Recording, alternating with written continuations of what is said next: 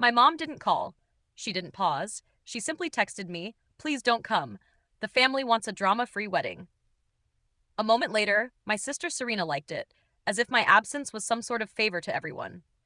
I stared at the screen, feeling something quiet shift inside me, subtle but permanent. So I replied, "Great choice." And at that point, I stopped being the person who held everything together. They had no idea what would follow. Before I explain the rest, tell me where you're listening from. It helps to know I'm not the only one who's been through something like this. I wish I could say the message surprised me, but it didn't. It only confirmed what I'd been trying to ignore for years. My name is Valentina, and in my family, I was never the preferred one. Not even close. I was the dependable one, the organized one, the person who always arrived with solutions and a card ready to pay. That role was assigned to me long before I realized I didn't have to accept it. From the outside, we seemed polished, almost admirable. My mother, Marissa, acted like she was born to host flawless events, her smile sharp and practiced. My father, Edward, moved through life quietly, stepping aside whenever conflict appeared. And then there was Serena, admired, defended, and excused without question. When she entered a room, people cleared space. When I walked in, they handed me tasks. For a long time, I didn't mind. I'm a project manager. I like timelines, spreadsheets, color coded lists. Structure makes sense. People don't always. So when they asked me to handle the planning for Serena's wedding, I agreed automatically. It wasn't even a discussion. I managed the deposits, the venue coordination, the lighting arrangements, the catering deadlines. Every bill came to me, and I paid without hesitation. Not because Serena earned it, but because my mother expected it. My grandmother was the only person who ever fully understood me. She listened in a way that slowed everything down. In her small backyard garden, she trimmed roses while telling me that strength isn't only about what you carry, but about what you decide not to. I didn't understand then. I thought strength meant saying yes. As the wedding approached, small situations started pulling at me. Marissa praised Serena's decisions, but looked at mine like they were inconveniences. Edward repeated how grateful Serena was, though she'd never thanked me. And during a planning session, when I suggested adjusting the guest list to fit the budget, Serena didn't look up from her phone. She only sighed and said, "Val, can't you just make it work? You always do." That sentence stayed with me for days. Still, I kept going. I visited my grandmother before each major decision, letting her calm home clear my thoughts. She sensed something was off, but I didn't want to worry her. She dealt with enough from this family. The morning I received the text uninviting me, I was reviewing the final payment schedule in my apartment. Sunlight hit the necklace my grandmother gave me. A silver pendant, she said, meant clarity. It was fitting. Clarity usually shows up right before something changes. That's when I realized I wasn't part of their celebration. I was only paying for it. And for the first time, the truth didn't hurt. It grounded me. In the days after, every message in the family group chat felt too polished, too cheerful, like they were performing unity without me. That was the first sign. The second appeared disguised as excitement. My mother announced she wanted a wedding week, multiple pre-events to impress Serena's future in-laws. She said it casually, but her eyes briefly shifted toward my grandmother's savings envelope on the counter. I froze. She tried to hide it, but the meaning was obvious. They wanted to use my grandmother's small emergency fund, the money she protected for years. "Mom," I said slowly, "that's not what that money is for." She blinked, pretending confusion. "Valentina, don't make this dramatic. Serena only gets married once." I looked to Serena, hoping she'd understand the seriousness. She just shrugged while adjusting the sleeve of a dress I had quietly paid for. "It's not a big deal, Val. Grandma barely uses that money." My chest tightened. They had discussed this without me. Later that week, I took my grandmother to her dress fitting. She walked carefully, but proudly, her hand in mine. While she smoothed the fabric in front of the mirror, she whispered, "I heard your mother talking. They're making plans without you." Her voice held the soft weight of honesty. Before I could respond, the fitting assistant called us over. 2 days later, everything clicked into place. I walked into my mother's living room to drop off the final rehearsal dinner timeline. Serena sat on the couch, her thumb hovering over the group chat. "Oh," she said, noticing me. Didn't know you were stopping by. Her tone wasn't angry, just dismissive. Marissa glanced up. We're confirming the seating. Serena found a better layout than yours. Not kinder, not more practical, just better, because it came from Serena. Then the message uninviting me lit up Serena's phone. She tapped the little heart next to it. One quiet like. I heard nothing, but inside, something shifted. She didn't even look up. It's for the best, Val. Everyone agrees. I stared at both of them, my grandmother's words echoing. They're preparing things without you. This wasn't confusion. It wasn't a moment of poor judgment. It was coordinated, deliberate, and carried out with casual disregard. That night, I sat in my apartment reviewing the wedding payments. Every line appeared the same: venue deposits, lighting updates, catering plans, floral installations, paid by me. It didn't look like celebration anymore. It looked like a record of how easily they erased me. For years, I told myself they didn't mean to take advantage of me. But looking at those payments, I finally understood. They weren't depending on me. They were draining me. My phone buzzed. Serena again. Mom wants my layout instead. No, please. No, thank you. No acknowledgement. I closed the laptop to stop myself from overthinking. My hands were steady, my breath even. It felt like something inside me had become very clear. I opened a private message to my mother and typed, "Great choice."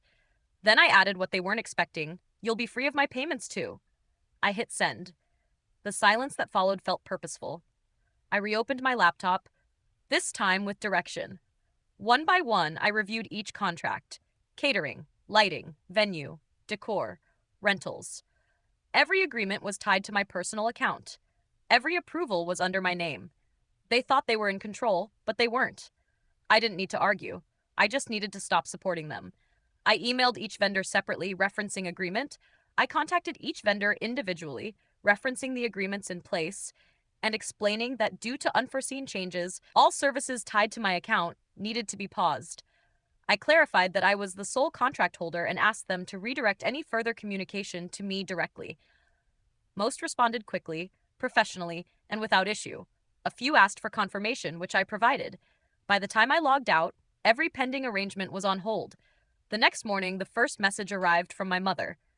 It wasn't concern. It wasn't an apology. It was a single line. What did you do? A minute later, another followed. Vendors are saying you canceled. Fix it. Serena chimed in right after. Mom says everything is being delayed. Why would you mess with the timing now?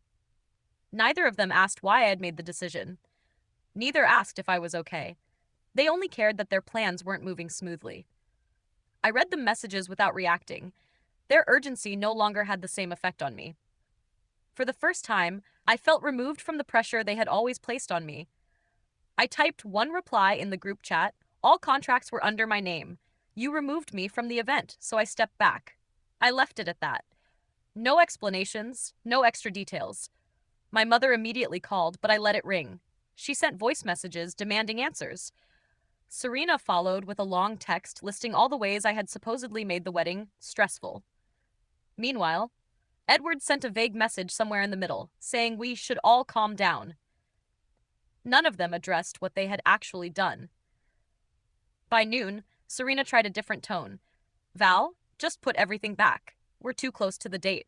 She added a second message. This is bigger than whatever you're feeling right now.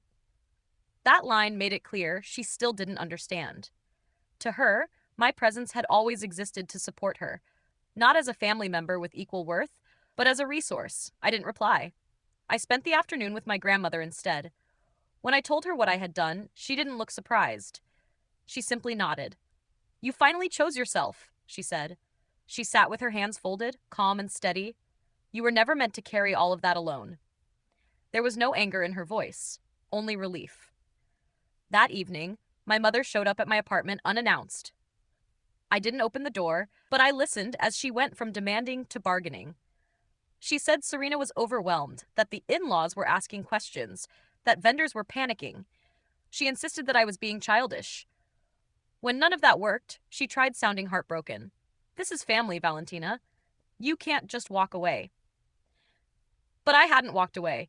They had pushed me out, and I had simply stopped funding the situation. When she eventually left, I finally turned my phone back on. Messages flooded in.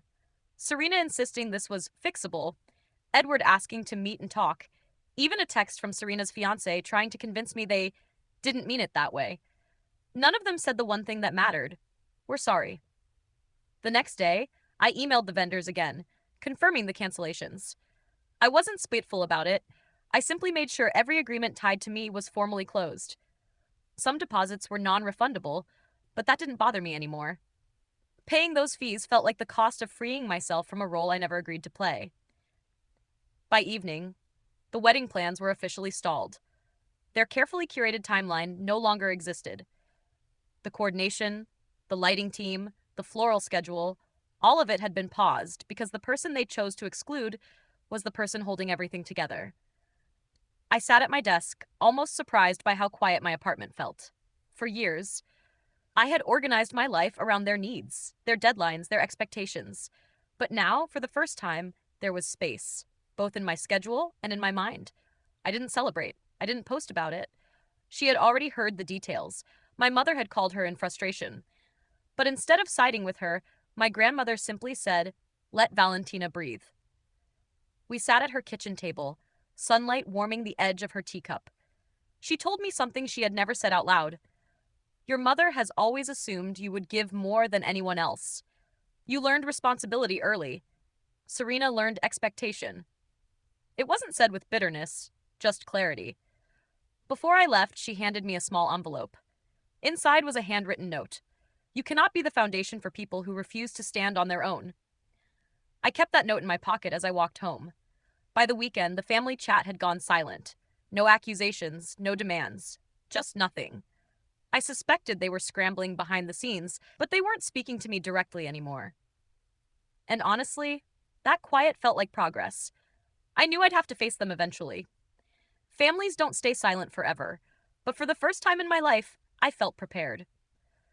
The following Monday, I received the first real attempt at conversation from my family, though it didn't feel like an apology. It was a group message from my mother. "We need to talk about the wedding schedule. Call me." No acknowledgement of what happened, no reference to why things had stopped. Just a directive. I didn't respond.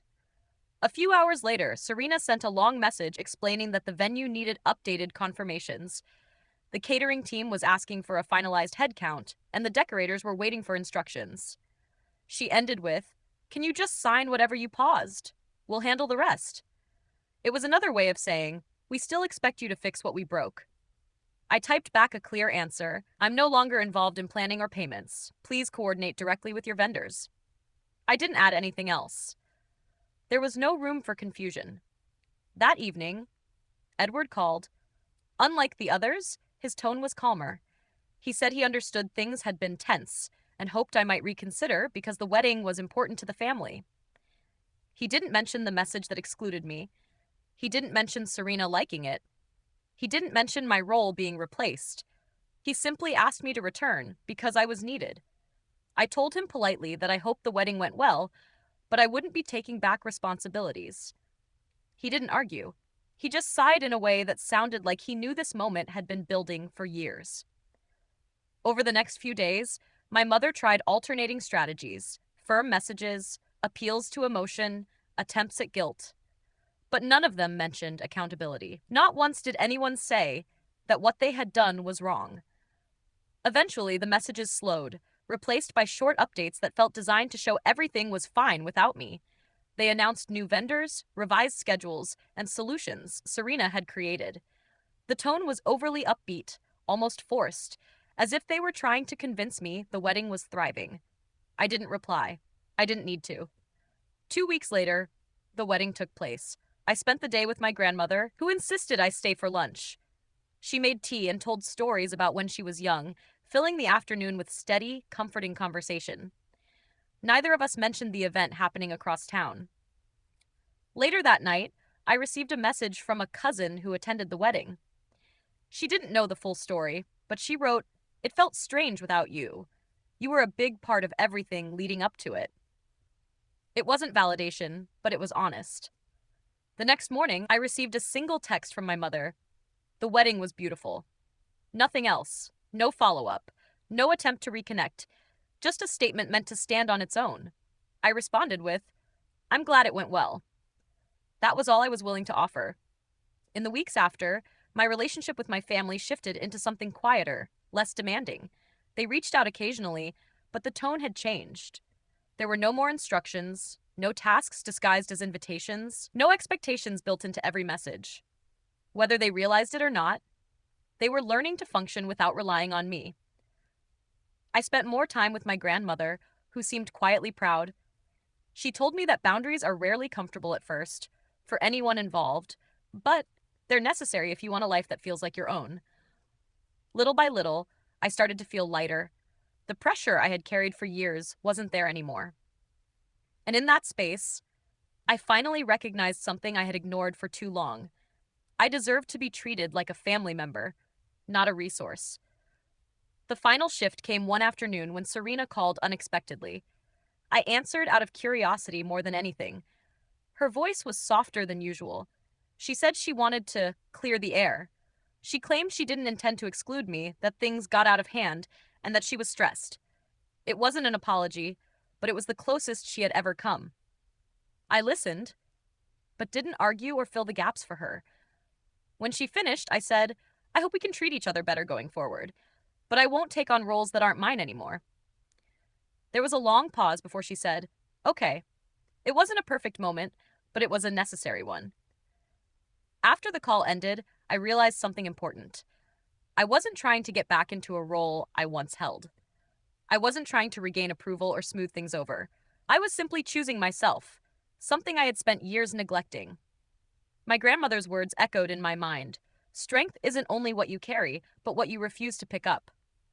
This time, I finally understood exactly what she meant. Actions and timelines. We will not be moving forward. Please cancel the pending invoice. Do not process additional payments. I didn't disclose family issues. This wasn't revenge gossip. It was boundary setting, clean and professional. As I worked, a strange peace filled the room. Not satisfaction, not vengeance, just alignment, like I was finally acting in a way that matched the truth of what I felt. Around midnight, I heard a soft knock on my door. It was my grandmother. Her small frame seemed even smaller in the hallway light. She stepped inside and sat on my couch, smoothing her skirt, the way she always did when she was gathering courage. "I know they hurt you," she said quietly, "but you don't have to carry them anymore." Her voice trembled, and that more than anything broke something open in me. My family had treated her the same way, an afterthought, a resource to be used. She knew what it meant to love people who didn't protect you. I took her hand. "I'm done carrying them. Grandma, I'm choosing us this time." She nodded, eyes shining, not with sadness, but with something like pride. Before she left, she whispered, "When they come home, we'll be ready." And for the first time in my life, I believed her. The morning they were scheduled to return felt strangely quiet, like the city itself was holding its breath. My grandmother sat at the kitchen table, folding and unfolding the same napkin, her eyes drifting toward the window every few seconds. I brewed tea just to keep my hands occupied, the steam warming my face as reality settled deeper into my chest. This was the day everything shifted. I checked my phone one last time. No messages from my family, not even a courtesy update about their flight. Of course not. As far as they were concerned, I didn't exist unless they needed a solution.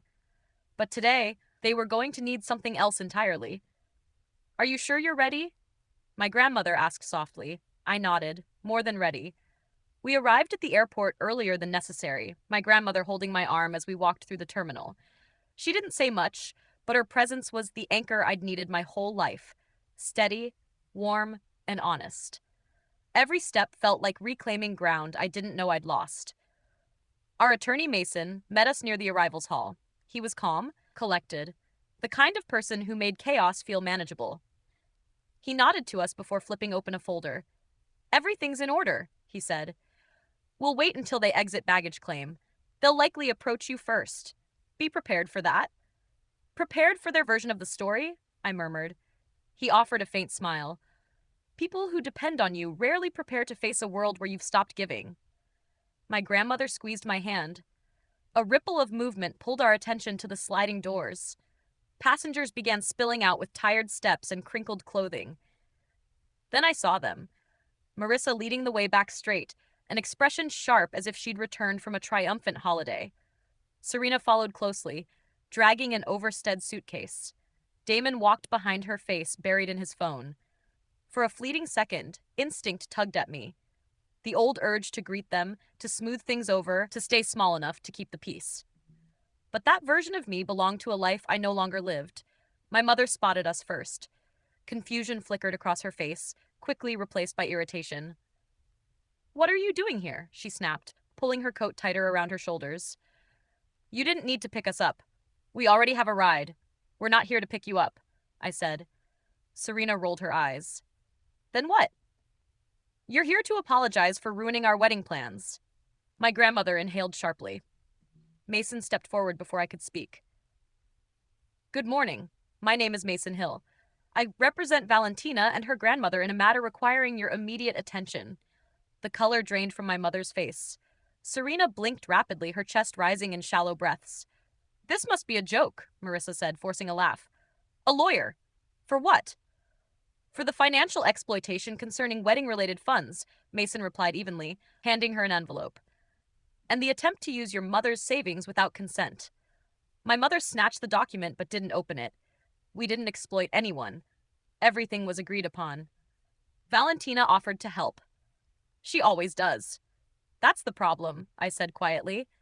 "You expected it not because I wanted to, but because you refused to see me as anything other than a source of solutions." Serena stepped toward me, jabbing a finger in my direction.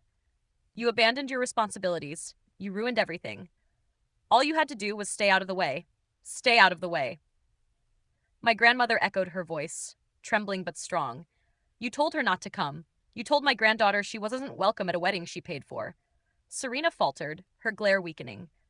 My mother spun toward my grandmother. "Mother, stop being dramatic. This is a family matter." "No," Grandma said firmly, lifting her chin. "Family doesn't discard one person to elevate another." A crowd had begun forming behind us, travelers slowing to watch, murmuring as tension thickened the air. My mother hated scenes. Her cheeks reened as she glanced around as if public humiliation were somehow my fault too. "We didn't do anything wrong," Marissa insisted. "You're twisting this." Mason opened another folder. "These are copies of the messages sent to Valentina, including the one uninviting her to the event. And this," he held up another page, "is documentation of the payments she made." I watched my mother's eyes flick from page to page, her jaw tightening. Then Mason handed Serena a separate envelope. "What's this supposed to be?" Serena asked, brows raised. "Notice regarding the attempted redirection of your grandmother's emergency fund," Mason replied, cool. "An account Valentina has been monitoring, as she is the only family member who has never withdrawn from it." Serena clutched the envelope like it might burn her. Marissa turned back to me, voice thin and sharp. "How dare you bring strangers into our private affairs?" "You made it private when you pushed me out," I said, "and made it legal when you tried to use Grandma's savings because you ran out of mine." Damon, who had remained oddly quiet, finally spoke. "Look, can we all calm down? This is getting blown out of proportion." "Blown out of proportion," my grandmother repeated. "You encouraged Serena to ask for more. More money, more support, things she never earned." Damon's jaw tightened. "That's not stop." Serena snapped at him. "Just stop talking." Something inside her seemed to deflate. Her shoulders sagged, her bravado leaking away in slow, painful beats. She looked less like the glittering bride she'd envisioned herself as, and more like a child caught doing something selfish. My mother's hand shook as she shoved the documents back at Mason. "We can fix this. Just tell us what you want, Valentina." I took a breath, steady and sure. "I want you to understand that I'm done," I said. "Done being your safety net. Done paying for consequences you never learn from. Done pretending we're a family when you treat me like a mistake." Silence stretched between us, heavy and suffocating. Then Serena whispered, "So you're punishing us?" I shook my head. "No, I'm protecting myself." Mason stepped in again. "There are steps you'll need to follow. You'll have to respond to these notices within the given time frame. And until this matter is resolved, you're not permitted to access the grandmother's accounts." Marissa finally opened the envelope. Her eyes scanned the first line, and her expression crumbled, fear replacing indignation. This could get us in trouble," she whispered. It already did, my grandmother replied. My mother looked between us, her confidence dissolving. Valentina, please. We're family. I met her gaze with a clarity I had earned the hard way. Family is supposed to protect each other, not just themselves. For the first time in my life, she didn't have a response. Damon shifted uncomfortably. Serena wiped her cheek, smudging her mascara. Edward, who had stayed silent until now, finally stepped forward. I'm sorry, Val, he said softly. We should have done better. It was the closest thing to an apology I'd ever heard from him. I nodded, accepting the words without letting them excuse anything. Mason gathered his folders. We're done here. My grandmother took my arm again, her grip steady. As we turned to leave, my mother called after me. Valentina, what are we supposed to do now? I paused long enough to meet her eyes. Figure it out, I said, the same way you expected me to. And with that, I walked away, not out of anger, but out of freedom. The first real freedom I'd felt in years. In the weeks that followed, everything settled the way truth always does, quietly, but permanently. The notices Mason filed moved forward, and for the first time, there were real boundaries around my grandmother's savings. No more borrowing, no more pressure disguised as family tradition. The account was protected, and so was she. I visited her more often after that. We'd sit in her small garden while she trimmed roses the same way she had when I was a child. But this time, she didn't look tired. She looked lighter, as if she'd been holding her breath for years without realizing it. The wedding plans dissolved almost overnight. Vendors sent confirmations of canceled payments. Messages trickled into my phone, some angry, some embarrassed, some painfully silent. I didn't respond to any of them. Not out of spite, but because there was nothing left to say. One afternoon, my grandmother rested a hand over mine. You saved both of us, she whispered. But I didn't feel like a savior. I felt like someone finally stepping into her own life.